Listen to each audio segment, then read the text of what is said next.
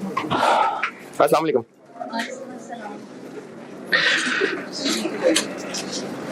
दुरूद शरीफ पढ़ना।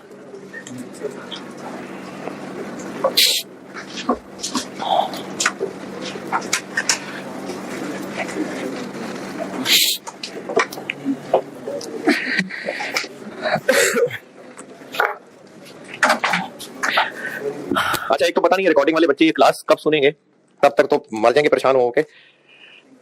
Inventory management के ना 12 लेक्चर्स अपलोड हुए होंगे और भाई जो होता है देखिए, की खैर ही होती है उसमें। बीमार हो गया था, हो जाते हैं इंसान, तो अब उस पर दिल में आया कि कोई लेक्चर अपलोड कर देता हूँ और अब मैं सोच रहा हूँ कि बड़ा अच्छा हो गया। ये जो लेक्चर मैंने लास्ट टाइम लिए थे ना, ये मैंने नो होमवर्क पॉलिसी पे लिए थे, यानी मैंने ये लिए ही इस तरह से कि चूंकि एक्स्ट्रा क्लास पढ़ा रहा हूं तो होमवर्क कहां एक्स्ट्रा दूंगा, तो इस क्लास में ही था जो था, इसीलिए शायद से 12 लेक्चर लगे थे, वरना तो ये शायद मैं 8 में करा देता। होमवर्क ना देने की वजह से सारे पॉइंट्स जो होमवर्क में डिस्कस कराने थे वो सब क्लास में ही करके उन्हीं में डिस्कस कराए, तो इसलिए सिर्फ 12 लग गए थे। तो अगर आप ये लेक्चर्स ढंग से ले भी लेते हैं, सिर्फ सुन नहीं मतलब नोट करना, तो ये इंशाल्लाह हो जाएगा टॉपिक तैयार। और इस दफा वाला सवाल इसका अखीर मुश्किल था, और अखीर मुश्किल इसलिए था क्योंकि एक बहुत डिफरेंट स्टाइल से पूछा हुआ था, वो भी एक्चुअली C5 का सवाल कॉपी किया हुआ था। तो नहीं, क्योंकि बाकी पेपर आसान था ना, तो बाकी पेपर बैलेंस है ना। प्रोसेस कॉस्टिंग का 20 नंबर का सीधा सीधा सवाल था, ओवरहेड का इंतहाई आसान सवाल था, पता नहीं 15 नंबर का है, 16 नंबर का। और चलो कोई वजह हो गई होगी, हो जाते हैं, इंसान रह जाता है पेपर में, लेकिन इसका बहुत मुश्किल सवाल था। बाकी वो मेक और बाय चीज पढ़ानी है वो बहुत आसान था। तो उस सवाल को ना मैंने जिस फॉर्मेट से ये सिखाए हुए हैं उसी फॉर्मेट पे बना के, फिर ये था स्प्रिंग 23 अटेम्प्ट का क्वेश्चन 2 था, मेरे ख्याल में 2 था या 3 था, ये मैंने कल ग्रुप में शेयर भी कराया होगा। सॉल्यूशन देखें, कोई आया है स्प्रिंग 23? ये ऑनलाइन वाले बच्चों के कोर्स में रख दिया मैंने। तो ये सॉल्यूशन जो है ना, मैंने अपने फॉर्मेट पे, जिस फॉर्मेट से मैंने ये सिखाए हुए हैं ना, इसमें प्रोबेबिलिटी चीज होती है, जिस फॉर्मेट पे मैंने ये सिखाए थे, जिस फॉर्मेट पे प्रैक्टिस कराई थी, उसी फॉर्मेट पे बना के फिर ये स्प्रिंग 23 वाला सवाल डाला हुआ है। तो वो उस फॉर्मेट पे होगा तो फिर आपको इतना मुश्किल नहीं लगेगा, लेकिन वैसे वो डिजाइन बहुत मुश्किल तरीके से हुआ हुआ था। अदरवाइज इस टॉपिक को जब आप अच्छी तरह कर लेंगे तो ये मतलब अच्छे खुश टॉपिक में से। अब रहा मसला कि आप उनको लेंगे कैसे। अगस्त का इंतजार करेंगे तो नहीं होगा। एक तो फिलहाल ये कर सकता हूं कि इस संडे को फिर मैं एक्स्ट्रा क्लास नहीं करूंगा, ताकि आप इस संडे को भी यूज करें ना, और अभी से ना टाइम टेबल बना के लेक्चर्स को लें। अगर आप इनको अभी नहीं कवर करेंगे तो ये बेटे आपसे नहीं होंगे अगस्त में।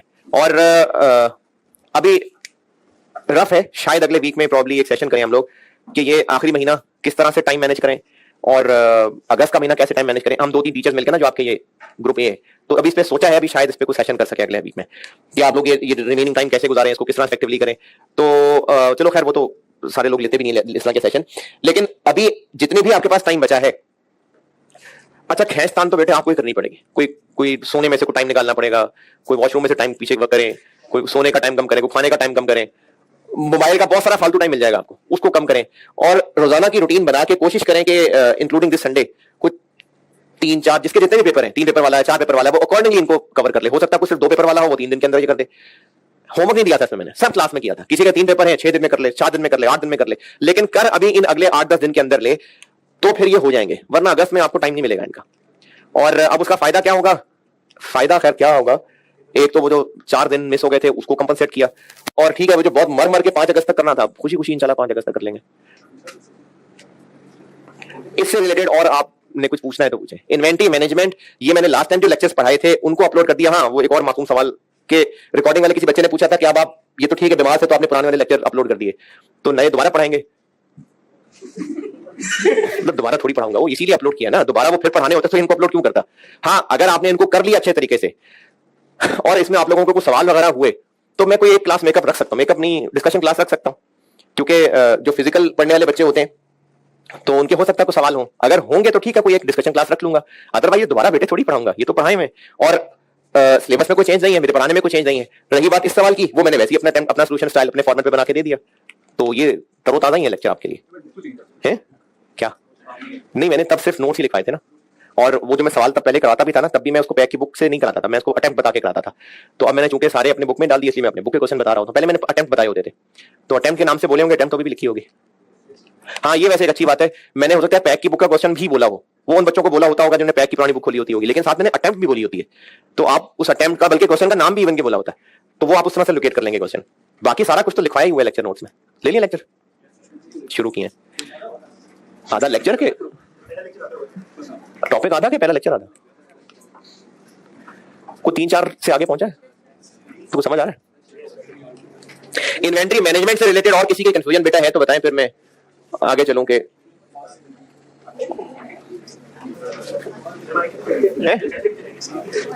सीवीपी कराने लगा शुरू और डिसीजन मेकिंग वो तो एक दो संडेज की मार है बस। जुलाई के एंड पे नहीं, मैंने अगस्त का 5 तारीख कहा था, यानी 31 जुलाई होगी मेरे ख्याल में, मंगल को शायद, तो वो पूरा वीक आ जाए ना जी। क्या हो गया? आपको कब तक खत्म चाहिए? सीवीपी करके चले जाना है या पूरा कोर्स पढ़ना है?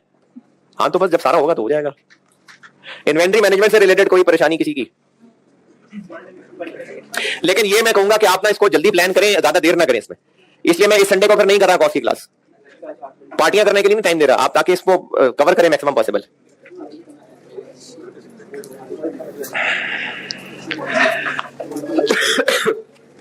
अच्छा, वेरियस खत्म तो हो गया था, लेकिन उसके ना सवालों में एक दो स्टाइल हैं जो मैंने आपको बताने थे। तो वेरियस में जहां तक पहुंचे हुए हैं रजिस्टर में, जहां भी सवालों के एतबार से ना दो स्टाइल और बताने, तो उनमें से एक बता के उसका एक आसान सा होमवर्क दे देता हूं, छोटा सा। आसान होमवर्क से मेरी मुराद यह है कि स्ट्रेट फॉरवर्ड फिगर्स है, सिर्फ फार्मूले में डालनी होती है, इसलिए आसान कह रहा हूं।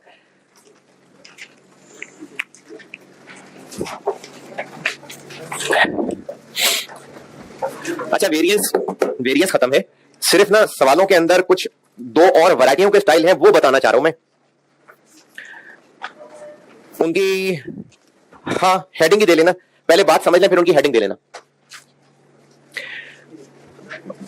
अगर स्टैंडर्ड कार्ड में क्या हुआ, अगर स्टैंडर्ड कार्ड के अंदर मटेरियल लिखा हुआ है 8 kg और लेबर लिखी हुई है 3 hours और एक्चुअल डेटा ये हुआ कि प्रोडक्शन हुई 4000 यूनिट्स, तो SQ कैसे निकाले? 4000 इंटू 8,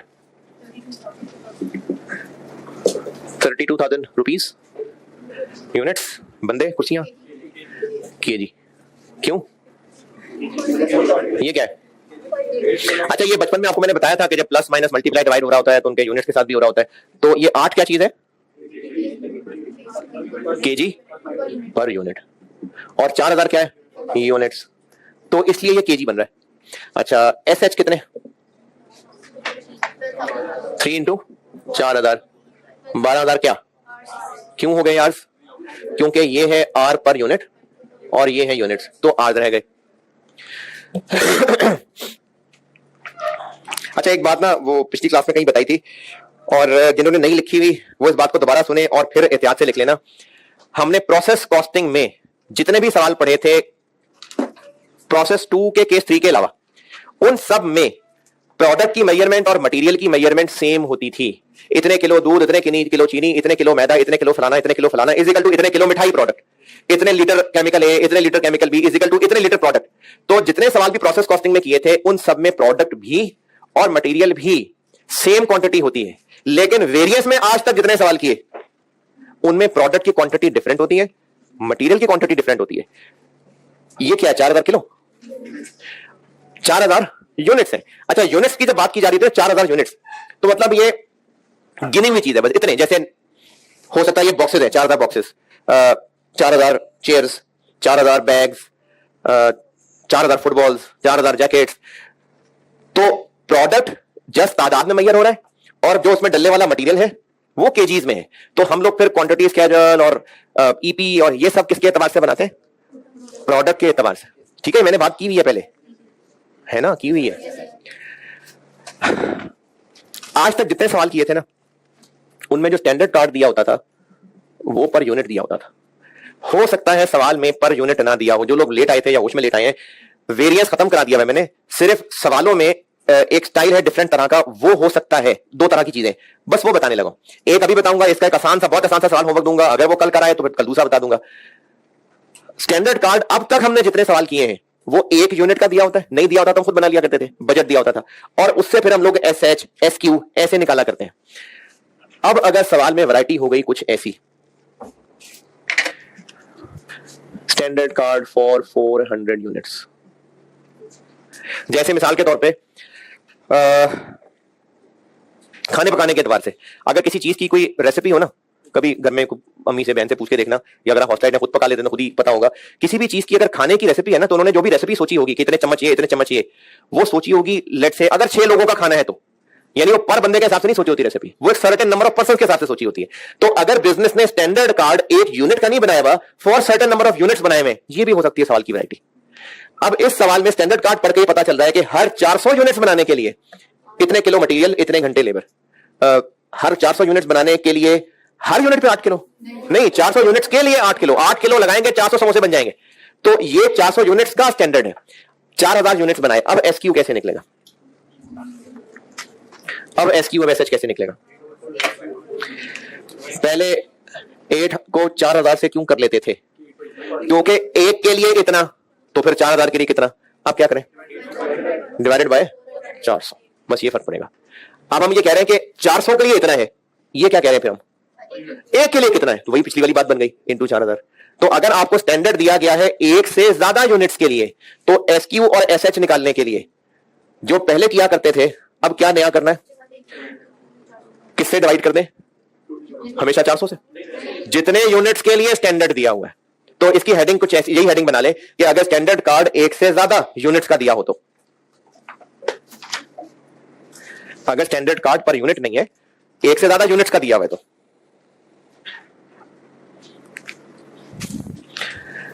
क्या एसक्यू एसएच फार्मूला ही बना देता हूं। चले, ये 8 ये 3 ये क्या है, ये ठीक है बात, ठीक है। 3 और 8 को कहा है मैंने, ये मैंने 3 या 8 को कहा है, इनटू 4000 को कह लेते हैं actual total production, divide by 400 क्या है, total units for which standard card is given. ठीक है, ऐसे चलें, ये बना लिया फार्मूला कि ये डिवाइड बाय 400 नहीं समझ आया, तो मैंने उसी को अंग्रेजी में लिखा।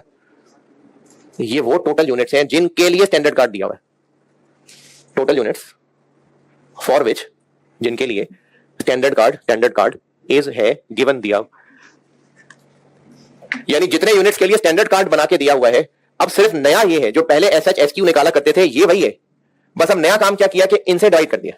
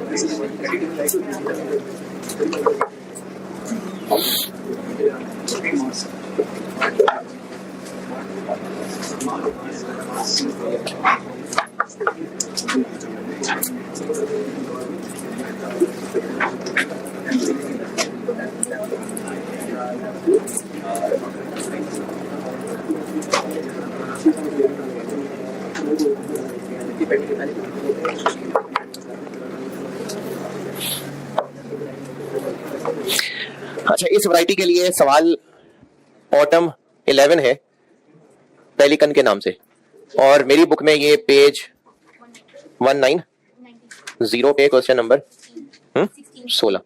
इसके लिए ये बिल्कुल आसान सा स्ट्रेट फॉरवर्ड होमवर्क है, क्योंकि इसी का एक मुश्किल होमवर्क है, वो मैं आपको मंडे को दूंगा होमवर्क, इसलिए पहले मैं एक आसान सा होमवर्क दे रहा हूं।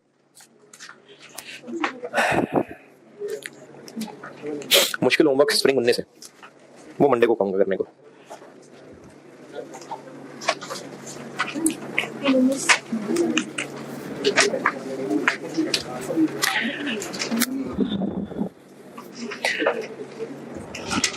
ये बात समझ आई? चले ये इतना ही कह लें, एक वैरायटी और बतानी होगी तो एक पेज उसका और छोड़ लें, जितना पेज पे लगाना क्या एक ही लगा होगा, इतना ही पेज और छोड़ के बस वेरिएंस खत्म। बाकी अगर कोई होमवर्क मजीद वो भी इसी रजिस्टर पे करता है तो उसमें और होमवर्क तो मैंने देना ही है। अभी मेरे बताने वाला बस एक पेज छोड़ लें, उसके अलावा वेरिएंस बस खत्म।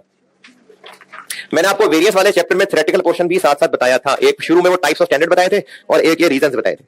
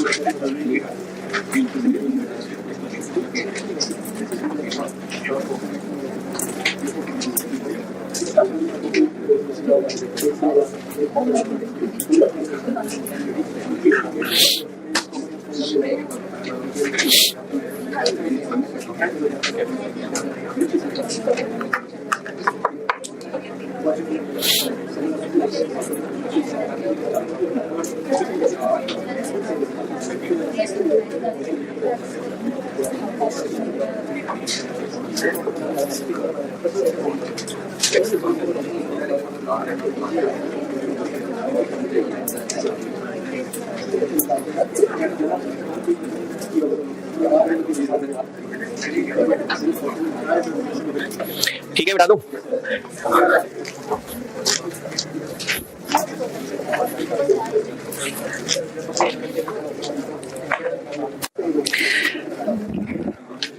अच्छा, एक चैप्टर है कॉस्ट, ये ना लिखना भी बेशक, कॉस्ट वॉल्यूम प्रॉफिट और अल मशहूर सीवीपी। मेरी बुक में है ये चैप्टर 11।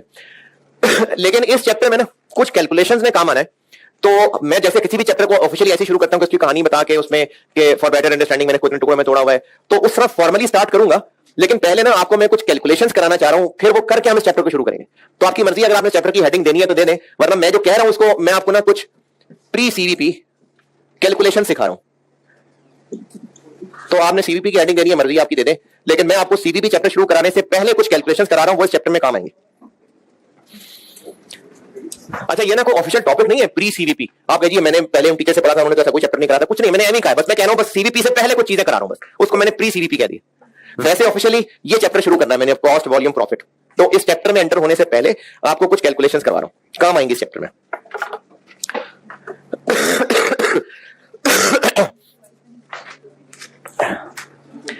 सवाल लिखे।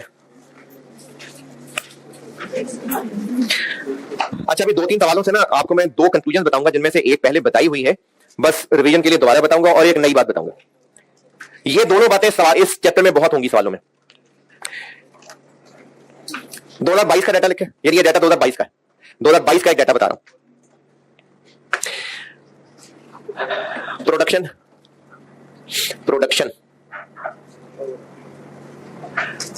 12,000 units, 12,000 units. Total fixed production cost,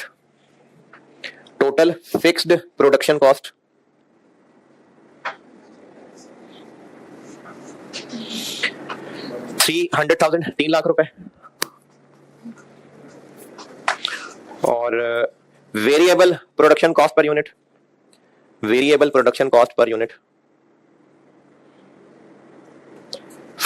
40 रुपए। रिक्वायर्ड है आपसे total production cost for 2022, total production cost for 2022।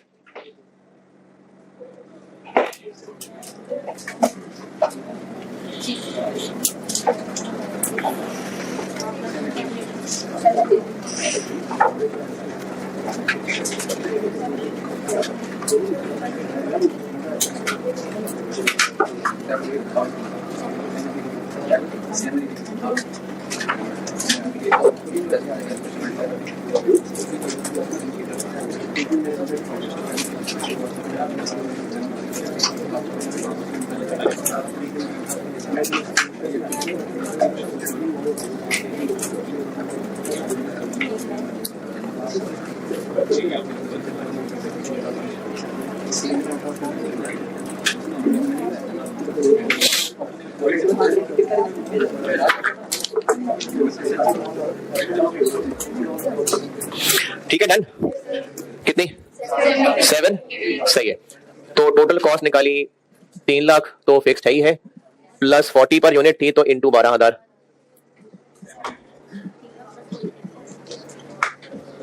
780। इसमें किसी को मसला हो तो शर्म से मर जाए, लेकिन मरने से पहले पूछ लें। चले को मसला है किसी को तो पूछ लें। है? नहीं है ना मसला? अगला सवाल लेके। अच्छा, जो अगला सवाल है ना, ये पिछले सवाल की कंटिन्यूटी है, यानी कंटिन्यूइंग फ्रॉम पिछला क्वेश्चन। अगला सवाल अब पिछले की कंटिन्यूटी है और 2023 का डाटा बताने लगा।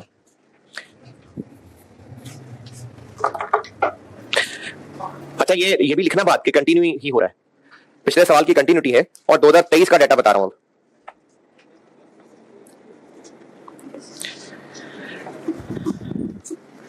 Fixed cost will increase by 10%। Fixed cost will increase by 10%। किससे 10%? क्या मतलब? जो 22 में था अब 23 में उससे 10% महंगी होगी। Variable cost will increase by 8%, 8%। और production will increase by 5%। Variable fixed cost will increase by 10%, variable cost will increase by 8% और प्रोडक्शन विल इंक्रीज बाय 5%। 2023 की टोटल प्रोडक्शन कॉस्ट निकालें।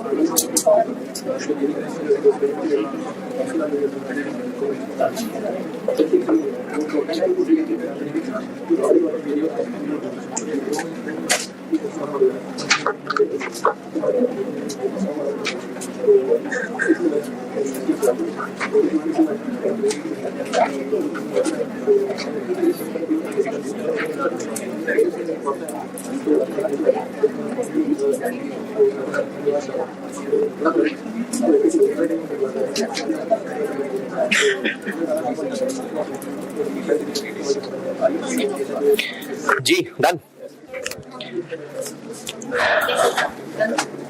कितना अंतर आया? 87। अच्छा, यानी आपने किया 3 लाख को 10% महंगा कर लिया और 40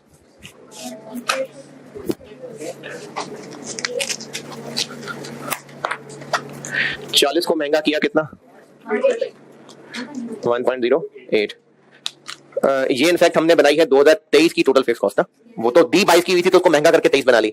ये 2023 की पर यूनिट वेरिएबल कॉस्ट बनाई, फिर इसको मल्टीप्लाई किया यूनिट से, वो दिए हुए थे 12,000, लेकिन इस साल 12 से ज्यादा होंगे, 0.5। तो ये 22 की टोटल फिक्स कॉस्ट, ये 23 की टोटल फिक्स कॉस्ट है। 22 की पर यूनिट वेरिएबल थी, 23 की पर यूनिट वेरिएबल है। 22 के यूनिट है, 23 के यूनिट है। तो इसका ना आप मुझे अलग अलग बताइएगा। 334 नहीं, इसका बता दें, इसका 544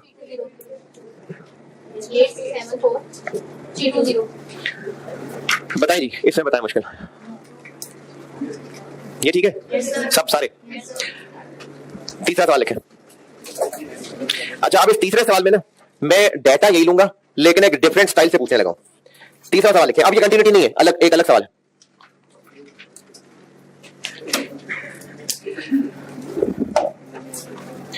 दो 2022 का डाटा लिखें। तीसरा सवाल है अब 2022 का डाटा।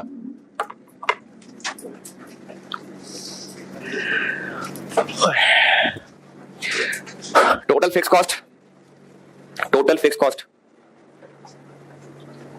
300,000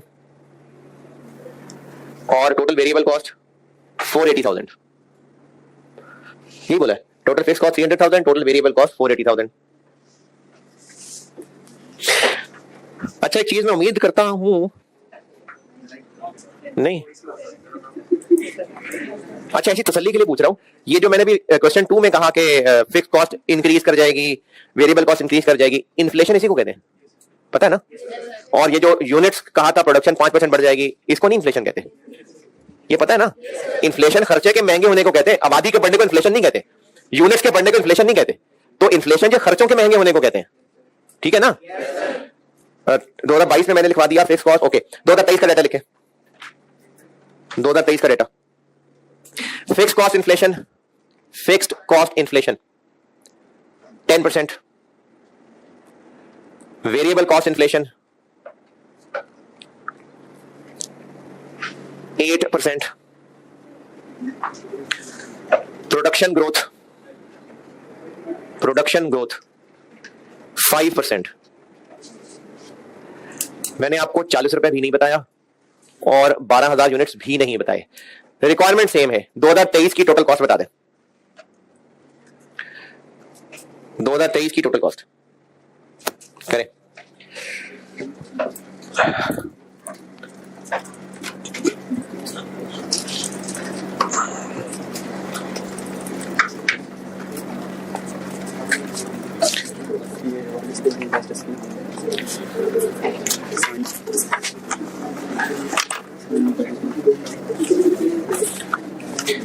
यार इसमें भी कम लोग हैं क्यों? 11 लोग क्यों? यार टेस्ट खत्म कर दिया हम है, टेस्ट बस सेशन एंड खत्म। ये 11 लोगों ने टेस्ट दिया है, पिछला वाला क्यों? वही जैसे अरमान का रीजन था। कौन सा था ये? Marginal absorption. Suhaib Khalid 15 out of 15, ठीक है शाबाश। ताहा हसन हमीद भट्ट, अब्दुल मोहसिन, हमजा आफ्ताब और शाहजेब खान 13.5, ठीक है शाबाश। मोहम्मद उमर,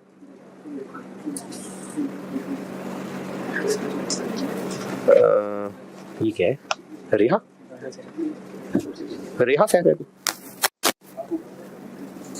सादी अहमद 12, अनस बिन साबिर,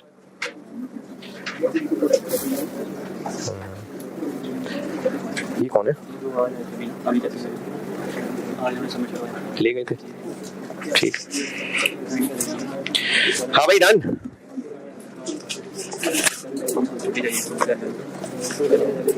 मुझे तो कोई मसला नहीं, अचानक ही याद आता तो आता है, वैसे तो कोई नहीं, ठीक। अच्छा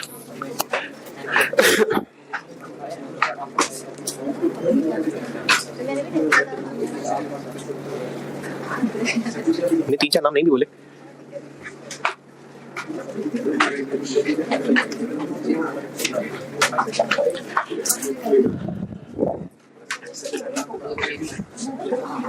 डन। हाँ भाई क्या आंसर? 848 आंसर तो यही होगा, आंसर यही आएगा। अच्छा चले मैंने बता दिया आंसर यही आएगा, ढूंढे अब देखें कैसे यही आएगा। ट्राई तो किया करें ना सारे, ये सामने मैंने सारा खोल के इस वक्त किया हुआ है, इसी पे गौर करें, इसी में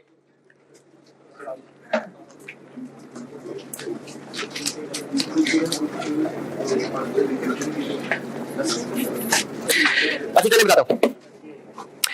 ये 8% और 5, तो क्यों ना इसको 13 कर लें?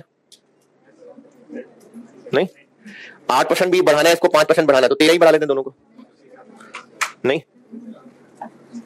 13 नहीं, ये प्लस थोड़ी हो रहे हैं आपस में। अच्छा, अब ये जो इस वक्त मैंने लिखा हुआ है, क्योंकि अभी जो बात समझाने लगा हूं, ये सामने लिखा समझ आएगा तो अगली बात समझ आएगी। ये समझ आ गई? पक्की बात है। ये क्या किया है? इसका आंसर क्या चीज बनेगी? ये वो 2023 की वेरिएबल कॉस्ट पर यूनिट है, और ये क्या किया? 2023 के यूनिट्स हैं, और variable cost per unit into units, ये करके हमने टोटल वेरिएबल कॉस्ट निकाली हुई है। अच्छा, अगर मैं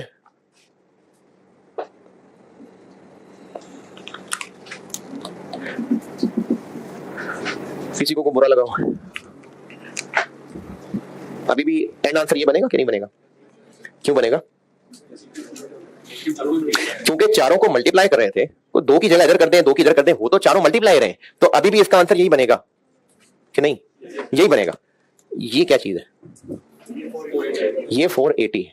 तो अगर हमें 40 और 12 नहीं बताया हुआ, 480 बताया हुआ है, तो भी काम चल जाएगा? नहीं। देखें, जब हमें 40 और 12 अलग अलग बताया हुआ था ना, तो ये 2022 के थे, हमें इसको भी महंगा करना था, तो 23 का रेट आ जाता 43.2, और ये 22 की प्रोडक्शन थी, 23 की प्रोडक्शन इससे ज्यादा थी, तो हमें इस प्रोडक्शन को बढ़ाना था, तो ये आंसर आ जाता 12। ये करेंगे तो ये निकलेगा 544320। ये मैंने सारा कुछ इधर सब लिख के दिखा दिया था, वरना असल में क्या किया था, इस 22 की 40 को महंगा किया ताकि 2023 की वेरिएबल पर यूनिट निकले, और 22 के यूनिट्स पता थे उनको बढ़ाया तो 23 के यूनिट्स पता चले। किया पर यूनिट को यूनिट से मल्टीप्लाई है, लेकिन मैंने सारा कुछ एक ही कैलकुलेशन में करके दिखा दिया था। फिर मैंने अब क्या किया, इनकी जगह बदल के दिखाया, तो जगह बदलने से भी ये 544 ही रहेगा ना। इससे मैं ये साबित करना चाह रहा हूं कि अगर आपको 40 और 12 नहीं पता, 480 पता है, तो अगर 480 के साथ ये दोनों मल्टीप्लाई कर लें तो भी वही आंसर बन जाएगा, है ना कि नहीं? अच्छा, अब 2 कंक्लूजन बताने लगा हूं, ये दोनों काम इस चैप्टर के सवालों में काफी ज्यादा होंगे। एक तो मैंने पहले भी बताया हुआ है, लेकिन चलें दोबारा बताता हूं। इन तीनों सवालों के 2 कंक्लूजन बता रहा हूं, ये आपको सीवीपी के चैप्टर में काम आएंगे। इनमें से पहला मैंने पहले भी बताया हुआ है, बस रिवीजन के लिए कहने दोबारा बता रहा हूं। अगर एक ईयर की कॉस्ट दी हो और इन्फ्लेशन एडजस्ट करके अगले ईयर की कॉस्ट बनानी हो, अगर एक ईयर की कॉस्ट गिवन है और इन्फ्लेशन एडजस्ट करके अगले ईयर की कॉस्ट बनानी है,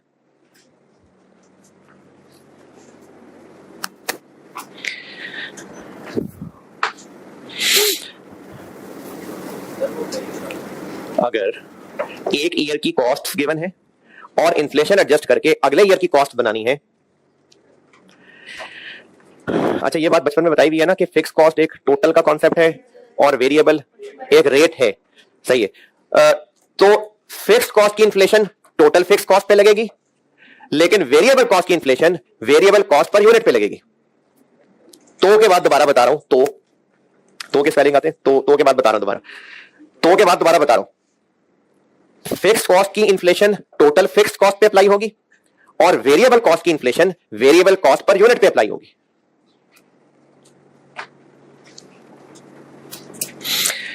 ये मैंने वो चीज लिखाई है जो मैंने क्वेश्चन 2 में करवाई आपको। इन 3 में से जो क्वेश्चन 2 में करवाया ना, ये मैंने वो वाली बात लिखाई है कि अगर एक साल की कॉस्ट है और हम इन्फ्लेशन वगैरह एडजस्ट करके अगले साल की कॉस्ट निकालना चाहते हैं, या इवन के पिछले साल की भी हो सकती है, जैसे वो मॉडल के भी सवालों में किया था, तो जो फिक्स कॉस्ट है उसकी इन्फ्लेशन टोटल फिक्स कॉस्ट पे लगेगी, और जो वेरिएबल कॉस्ट की इन्फ्लेशन है वो पर यूनिट वेरिएबल कॉस्ट पे लगेगी। ये तो थी पुरानी बात, ये तो मैंने फिर भी दोबारा बता दी। अब दूसरी बात लिखिए, ये दोनों कंक्लूजन हैं, ये सीवीपी के सवालों में काम आएंगी बातें। दूसरा पॉइंट बता रहा हूं,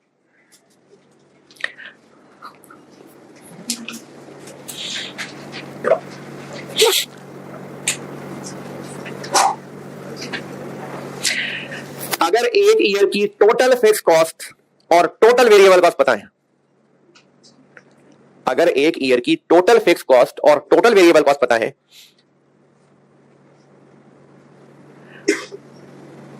और हम एडजस्टमेंट्स करके अगले ईयर की टोटल फिक्स कॉस्ट और टोटल वेरिएबल कॉस्ट तक पहुंचना चाहते हैं, तो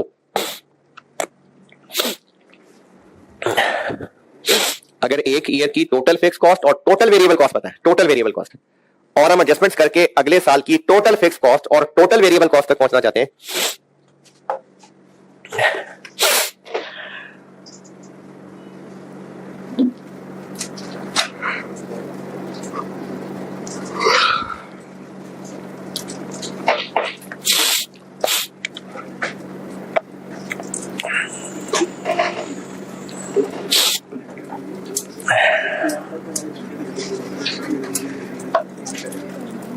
तो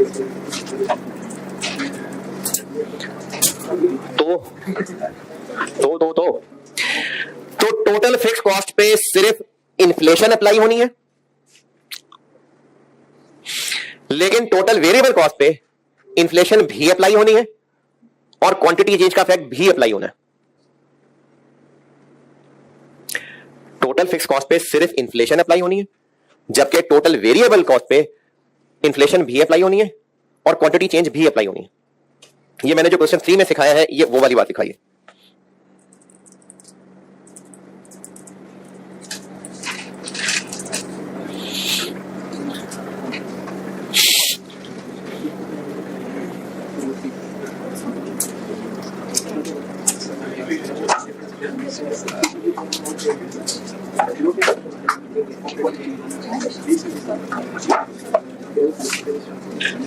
जी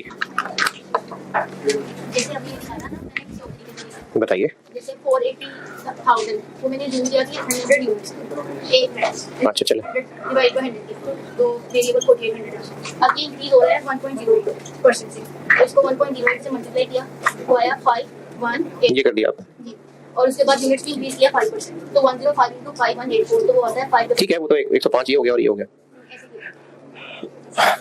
ठीक है, क्योंकि आपने वो 2 जीरो निकाल के अलग कर लिए। ठीक है, सही है, लेकिन आप ना इस चीज को चलाएं, क्योंकि आगे सवालों में काम आनी है कि एक हमने अगर टोटल फिक्स चीज को बढ़ाना कम करना है तो उस पर सिर्फ इन्फ्लेशन का इफेक्ट आना है, लेकिन टोटल वेरिएबल अमाउंट के ऊपर यूनिट चेंज का भी इफेक्ट आना है और इन्फ्लेशन का भी इफेक्ट आना है। ये चीज जरूरी है याद रखना। ये आगे सवालों में आपको अंदाजा होगा, इसका फायदा होगा। नहीं, फिर तो हो नहीं रही ना चेंज। उसको हम ये तो नहीं कहेंगे क्वांटिटी चेंज का इफेक्ट नहीं आया, नहीं हो रही चेंज। लेकिन अगर क्वांटिटी चेंज हो रही होती तो इस पे फर्क क्वांटिटी चेंज का नहीं आएगा, इस पे आएगा। चले, एक तो ये बताना था, और फिर एक चीज, एक तो ये कैलकुलेशन लानी थी आपके सामने, और दूसरी एक चीज बतानी है, high low method. High low method CVP के लिए जो उससे पहले कैलकुलेशंस करा रहा हूं ना, एक तो आपको ये चीज कंक्लूड करके देनी थी कि हम टोटल्स किसी एक साल की फिगर से अगले साल की फिगर भी प्रोजेक्ट कर रहे हुआ करेंगे। तो वहां पर ये काम की बात थी कि अगर सिर्फ इन्फ्लेशन की बात करें तो फिक्स कॉस्ट टोटल है जो इन्फ्लेट होती है और वेरिएबल कॉस्ट पर यूनिट है जो इन्फ्लेट होती है। एक ये बात की है, और दूसरी बात मैंने की है कि अगर हमने टोटल्स को ही लेके आगे चलना है तो फिक्स कॉस्ट पे सिर्फ प्राइस चेंज आनी है और टोटल वेरिएबल कॉस्ट पे प्राइस चेंज भी आनी है, क्वांटिटी चेंज भी आनी है। बस ये बताना था। High low method, overheads, electricity variable है फिक्स्ड है या सेमी वेरिएबल कह लें, यानी उसमें कुछ फिक्स पोर्शन भी हो सकता है। सैलरीज एंड वेजेस, ओवरहेड की बात कर रहा हूं। फिक्स्ड है कि सैलरीज एंड वेजेस, फिक्स्ड है कि इसमें वेरिएबल भी हो सकते हैं। वेरिएबल भी हो सकते हैं भाई, कुछ वर्कर्स हो सकता है जो सपोर्ट पे आर्ली पे होते हो तो वेरिएबल भी हो सकते हैं। फ्यूल वेरिएबल है, रिपेयर मेंटेनेंस फिक्स्ड भी हो सकती है।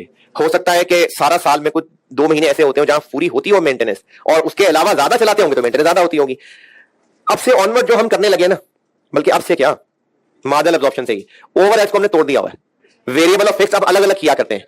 तो कुछ ओवरहेड्स ऐसे हैं जो क्लियरली पता चल जाते हैं कि इनमें से वेरिएबल है कि फिक्स है, कुछ बड़ा गुचमुच किस्म के होते हैं। तो उसके लिए ना बुजुर्गों ने कुछ तरीके बनाए हुए।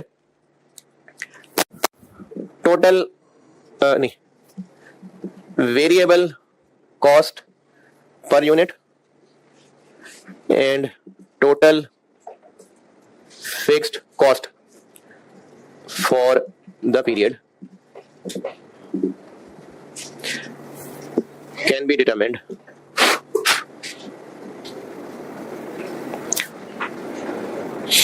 using some statistical methods from total costs.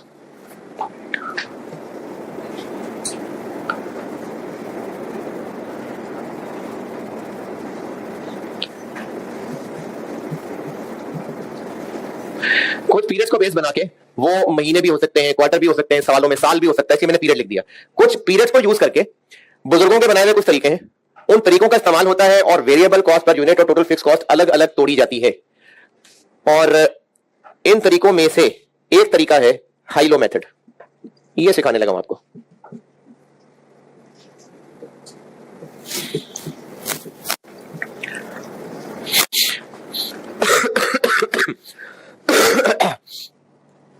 इसका एक आसान दर्जा है, थोड़ा सा मुश्किल दर्जा है। आसान अभी, मुश्किल कल।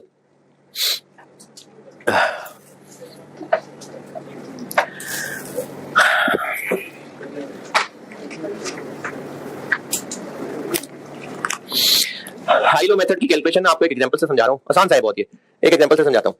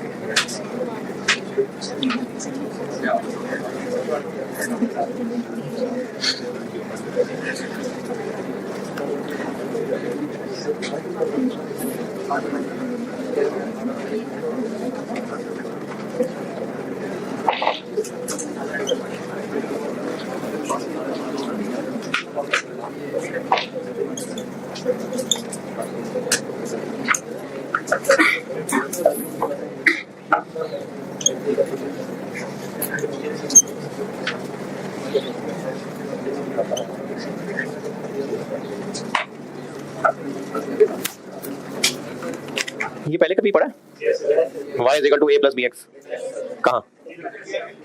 क्यूएम में। क्या है ये? फार्मूला है। अरे वाह, वैसे फंक्शन होता है, फार्मूला नहीं होता, इसको फंक्शन कहते हैं। y क्या है इसमें? y क्या है? अच्छा चले, ये टोटल कॉस्ट को शो करता है, ये टोटल फिक्स कॉस्ट को शो करता है, वेरिएबल कॉस्ट पर यूनिट, और ये टोटल यूनिट। इसको cost function, total cost function भी कहते हैं इसको, है जी। यानी अगर ए और बी की वैल्यूज रख लें तो इसको फंक्शन इसलिए कहते हैं कि एक्स की वैल्यूज पुट करते जाएं तो टोटल वाई की वैल्यूज आती रहेंगी। कॉस्ट फंक्शन इसलिए कहते हैं कि इस फार्मूले से पता चल जाएगा अगर इतने एक्स बनाए तो टोटल खर्चा क्या होगा, अच्छा अगर इतने बनाए तो टोटल खर्चा क्या होगा, इसलिए इसको कॉस्ट फंक्शन कहते हैं। तो इनमें से मैंने आपसे ए और बी पूछा है, मतलब अपने आप से पूछा है, मैं बताता हूं। ए और बी फाइंड करना। ए क्या है? टोटल फिक्स कॉस्ट, और B variable cost per unit. High low method का कॉन्सेप्ट ये है कि हर महीने में जितने खर्चे हो रहे हैं उनमें फिक्स भी होंगे, वेरिएबल भी होंगे। अब पता नहीं कितने फिक्स्ड हैं कितने वेरिएबल हैं, ये बुजुर्गों ने कुछ मेथड बनाए हुए, जिनमें से एक मेथड होता था लीनियर रिग्रेशन, पहले बहुत पहले, वो फिर कॉस्ट में से निकाल दिया। तो इनमें से एक मेथड होता है high low method. High low method ये कहता है कि हम इन सब में से दो एक्सट्रीम्स ले लेते हैं, हायर साइड और लोअर साइड ले लेते हैं। कौन सी हैं दो एक्सट्रीम्स? फेब और अप्रैल। इस गिवन डाटा में से हम दो एक्सट्रीम्स ले लेते हैं, और अगर 2 ही महीने का डाटा होता तो वही दोनों यूज कर लेते। इनमें से एक हाई है और एक लो है। हाई लो मेथड बता रहा हूं।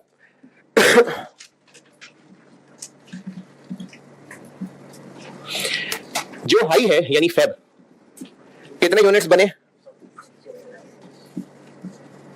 इतना खर्चा हुआ। लो यानी अप्रैल, 220 बने और इतना खर्चा हुआ।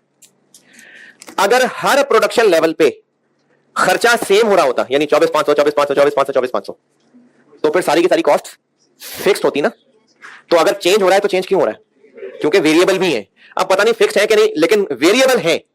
कैसे पता वेरिएबल है? क्योंकि चेंज हो रही है। इनका अगर हम ले लें डिफरेंस, इसका डिफरेंस 390, इसका डिफरेंस। अब ये जो 390 डिफरेंस लिया है और इन कॉस्ट का डिफरेंस लिया है, इसकी इंटरप्रिटेशन समझिएगा। जिस महीने में 220 यूनिट्स बनाए थे, टोटल इतना खर्चा आया था। अच्छा ये ना मैं आपको कॉन्सेप्ट दोबारा बता दूं, हमें इस चैप्टर में तो लाजमी इससे पहले वालों में भी चाहिए होता था, इस चैप्टर में तो लाजमी चाहिए हुआ करेगा, बल्कि आप देखेंगे इस चैप्टर में तो सारी बहस ही वेरिएबल और फिक्स कॉस्ट की होगी। तो हमें इस चैप्टर में चाहिए हुआ करेगा वेरिएबल कॉस्ट पर यूनिट और टोटल फिक्स कॉस्ट। जैसे अगर मैं पिछले सवालों की बात करूं तो 3 लाख रुपए और 40 रुपए चाहिए हुआ करेगा, नहीं दिया सवालों में, तो फिर हमें हाइलो मेथड यूज करना पड़ा करेगा। तो इसलिए मैं आपको पहले सिखा रहा हूं हाइलो मेथड क्या है। हाइलो मेथड यह है कि वो खर्चे जो फिक्स्ड भी होते हैं, वेरिएबल भी होते हैं, मतलब सेमी वेरिएबल, अगर उनमें से फिक्स्ड पोर्शन अलग और वेरिएबल पोर्शन अलग करना हो तो अलग करने के लिए बुजुर्गों के तरीके हैं। उन तरीकों में से एक हाइलो मेथड है। हाइलो मेथड जिस बुजुर्ग ने बनाया, उन्होंने कहा कि आप एक डाटा, कुछ गुजरे हुए महीनों का कोई सा भी डाटा लें, जिनमें से 2 एक्सट्रीम्स ले लें, एक हाई एक लो। अब इसकी इंटरप्रिटेशन समझिएगा। जिस महीने में 220 यूनिट्स बने थे, टोटल इतना खर्चा आया था, वेरिएबल भी होगा फिक्स भी होगा। जिस महीने में 610 यूनिट्स बने थे, इतना टोटल खर्चा आया था, वेरिएबल भी हो सकता है फिक्स भी हो सकता है। इस महीने में इससे ज्यादा खर्चा क्यों आया? इस महीने में जितना खर्चा आया था, इसमें ज्यादा क्यों आया? क्योंकि यूनिट ज्यादा बने ना, तो जितना ज्यादा आया वो सारा वेरिएबल ही हुआ या नहीं? यानी 390 एक्स्ट्रा यूनिट्स बनाने के लिए इतना एक्स्ट्रा खर्चा आया, जो कि सारा का सारा वेरिएबल है, पर यूनिट कितना? This divided by this. तो इसका आंसर जो आएगा वो वेरिएबल कॉस्ट पर यूनिट आ जाएगी। कितना? 25। ये मिल गया। इसमें से क्या मिल गया? ये बी मिल गया, बी। अब इस 25 को इन दोनों में से जिसमें मर्जी यूज कर ले, मैं दोनों में यूज करके दिखाता हूं। इस बी को मैं दोनों में यूज करता हूं।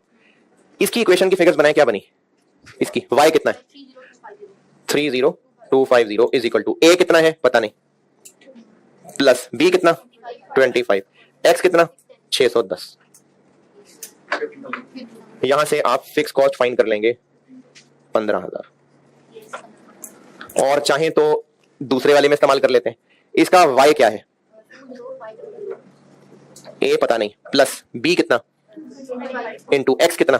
220।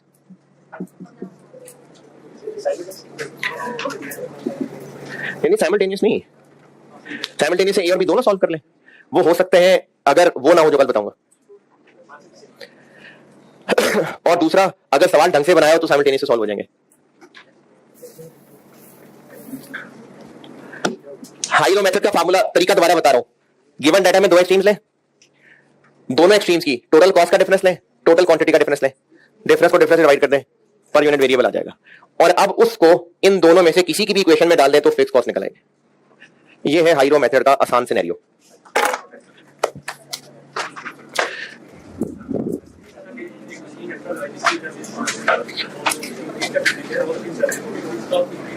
ये कल है, इसका जवाब है कल। ठीक है जी, अल्लाह हाफिज।